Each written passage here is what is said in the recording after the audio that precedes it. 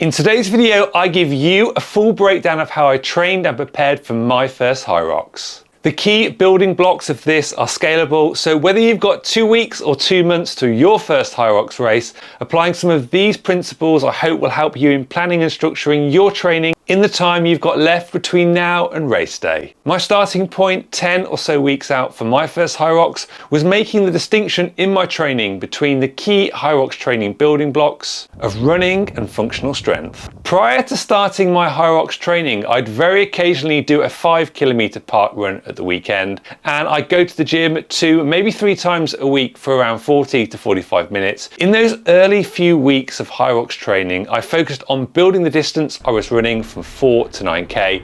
I did this gradually, incrementally increasing the distance by 1k per week. I also changed the focus and structure of my strength sessions, dialing down the work on weighted machines and increasing the proportion of the workout which focused on exercises and functional movement patterns that would mirror how I'd be moving in the HYROX race. Generally speaking, during my HYROX prep, I trained for between 3 to 4 times a week. As I approached the 6 weeks out mark, I started blending my running and strength sessions, completing half HYROX simulations. Now, I wouldn't always have access to the right equipment. For example, I might need to sub out the ski erg for the rower, but in broad terms, I'd run around 4 kilometers and complete 4 or 5 exercise stations. Through these half HYROX simulations, I was able to identify the exercise stations I really need to dial in my technique. And at the 5 weeks out mark, I really doubled down on refining how I approach these stations. At both the 3 and 4 weeks out mark, I attempted full HYROX race simulations.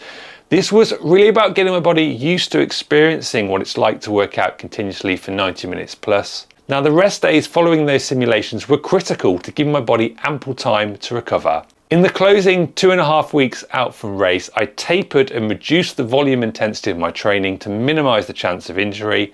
I also stopped running altogether and swapped this out for swimming. Crossing the HYROX finish line at just over 90 minutes is pretty average by HYROX standards, but it felt a real personal achievement. And remember, it's you versus you out there.